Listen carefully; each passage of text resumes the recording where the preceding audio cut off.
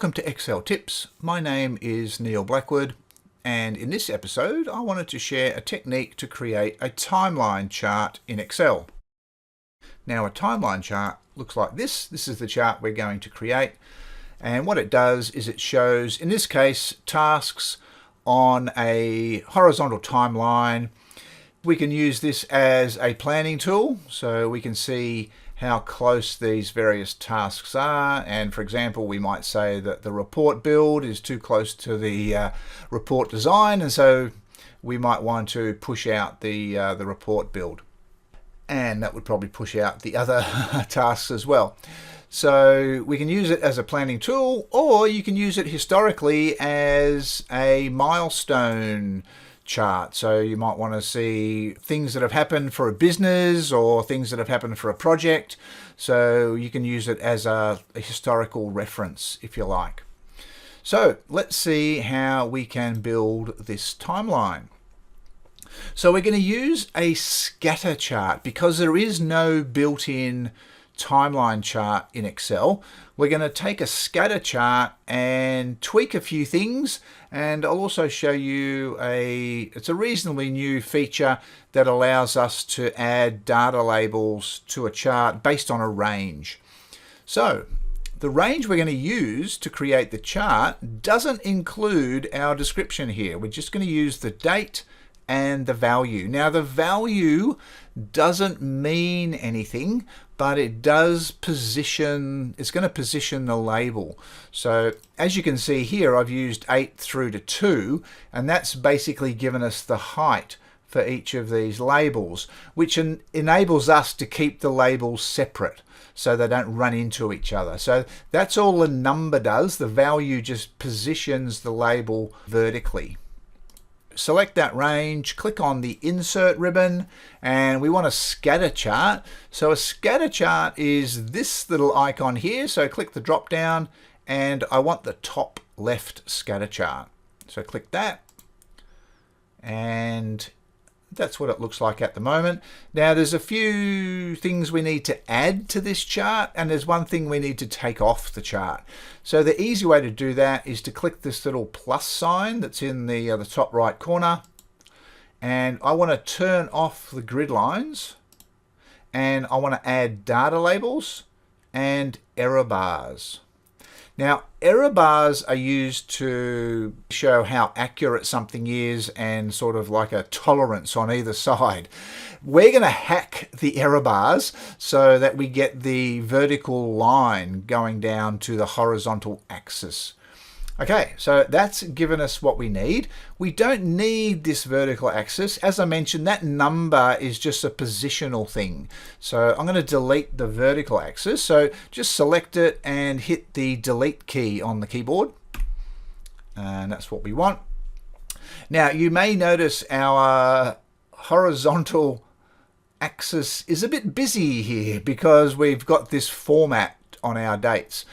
You can format the axis, but it's much easier to format the range. And when you change the format on this range, that will flow through into the chart.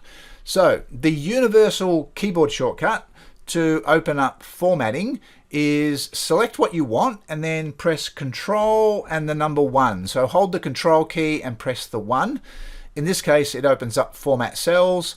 So I want the custom, and I want this D-M. And that's going to show the day, followed by a dash, followed by the abbreviated month name. So click OK. And as you can see, that makes it much easier to read our chart. What we need to now do is remove the horizontal error bars. So if I click on the horizontal one, there we go. And again, just on my keyboard, hit delete. And there we go. So we don't need those. We want these vertical error bars. So click on one of those. And again, we can use that Control 1.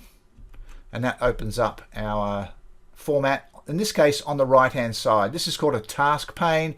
And this is where you do the formatting for your charts. So a couple of options we need to change. I want to use minus, which means that I'm going to have a line go from the data point down to the horizontal axis. It may go up if we've got a negative number, which I'll show you an example of later. I don't want a cap, so that's just a line. I don't want to see another line. I just want no cap option there. Now, to get the line to go all the way down to the horizontal axis, what I'm going to use is a percentage and 100. So when I hit enter, you can see that the line goes from the data point all the way down to the horizontal axis. That's the error bars completed. Now I need to format the data labels. So if we click on the data label, and I'm then going to click on this icon here, which opens up the label options. So this icon is the one you typically use to make most of your changes when you're working on a chart. The other icons do different things. Paint Can does colors. Stay away from this effects, that's like 3D stuff. And this one here is your size and properties, which again, you do change occasionally, but it's mainly this last icon that you use for most of your chart changes. So what we want is this value from cells option. And so when I click that, I get a dialog that's asking me for a range. Now the range that I want is the C2 down to C8. So they're the labels that I want to apply to our chart. So click OK.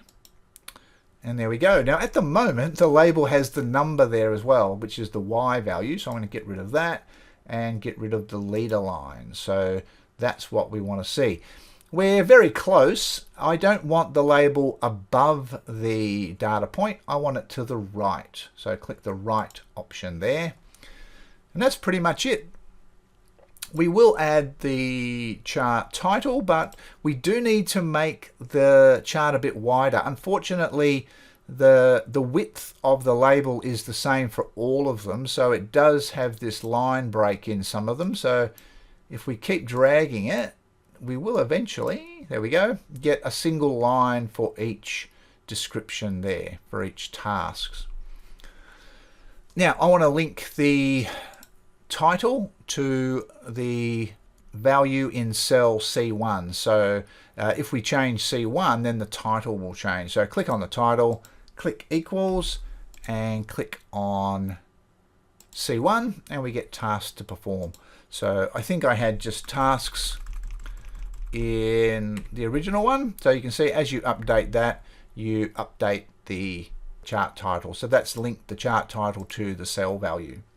So there we have it, a timeline chart that shows you, in this case, the tasks and when they're going to be performed. A couple of things you might want to tweak. One is the distance between these dates.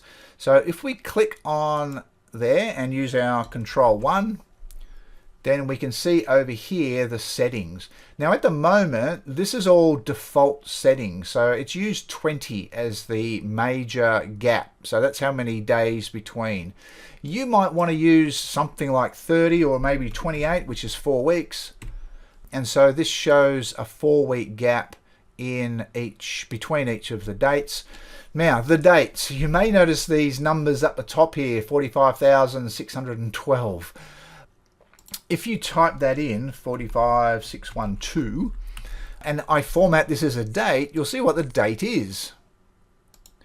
That's actually the 16th of November, which is that first one there. Now each day has an underlying number in Excel. So if we remove that format, so I've got a button to do that, you can see that underlying number. Now in Excel, the universe started on the 1st of the 1st, 1900. So that was day 1. So if I remove the format, you'll see that was number 1. Now every day since then has a sequential number, and so unfortunately when you do look at the format here, it has that underlying number. It doesn't have the date.